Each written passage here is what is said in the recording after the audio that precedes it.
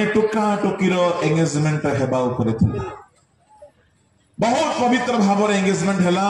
से टोका मध्य कोटामा एरिया रही थिबो बोधे बहुत आत्मिक पिला से टोकी मध्य ए अंचल हेबा बेलकू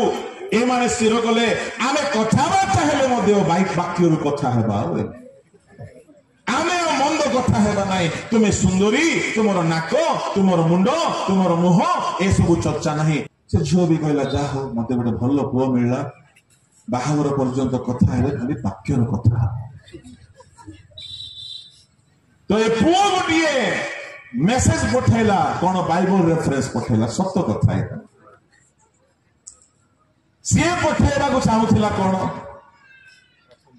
सी पठेबा को चाहूला प्रथम जोहन 4:18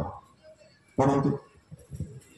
भय न थाए प्रेम रे भय न थाए किंतु सिद्ध प्रेम भय को दूर करे सिद्ध प्रेम भय को दूर करे कारण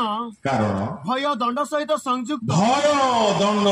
संयुक्त से फिल्मी स्टाइल रे कहबा को चाहूला जो डर गया सो मर गया एना नो कहि की सिद्ध प्रेम रे भय नाही अंचल रही थो से बाइबल रेफरेंस गोटे मेसेज रे छाड़ी देला तार प्रियतमा कपति शुद्धमती अदित्या